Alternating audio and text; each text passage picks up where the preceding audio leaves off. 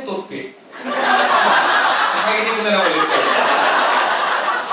Hindi nga. Pag nag-isip ka.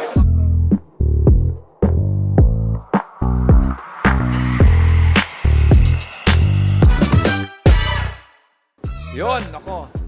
Ano ba? Yan, ako, kakatapos lang natin sa last 27. Of course, successful. Successful, man. Salamat. Tama ko ng pera sa bit, nahuli ako ni Father. Ano masasabi mo sa experience? Napakaganda experience, nakakapagod pero very fulfilling kasi sa isang gabi, 2 show, isang English, isang Tagalog, and parehong tilao. And parehong napatawa yung mga tao. Tama, yun. Ikaw, Yuki, ano masasabi mo? Maraming masarap na pagkain. Saan? Saan? Dito. Nasa 27. Pero baka nagtataka kayo, nasa Berjaya Hotel Makati kami kasi yung Dasa 27, nasa taas na floor, 27th floor. Ikaw, Mac. Ako na! Sakripisyo ang sarili ko para sa bayan! Hindi, Dasa 27, maganda yung spot. May potential siya bilang isang magandang stand-up room. And the food was great. Ang dami namin nakain kanin ni Yuki dahil marami kaming gutom. Thank you, Dasa 27. Sa Daskat 27, sobrang successful na show, punong-puno kanina. 1,000 yung pera ko!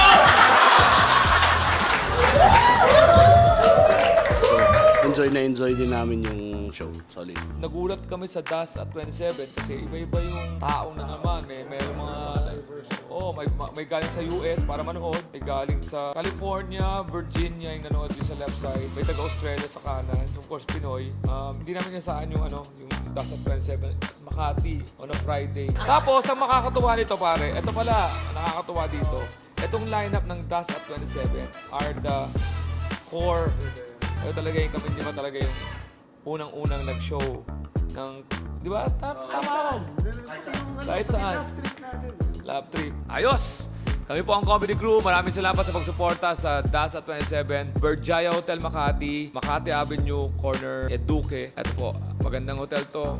Sarap ang pagkain. So please, check nyo lang ang aming mga social media pages. Para malaman nyo kung ano mga social media pages namin, bumisita lang kayo sa mga social pages namin para makita nyo yung social media pages namin.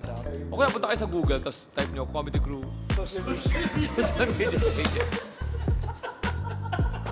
Okay. Maraming salamat.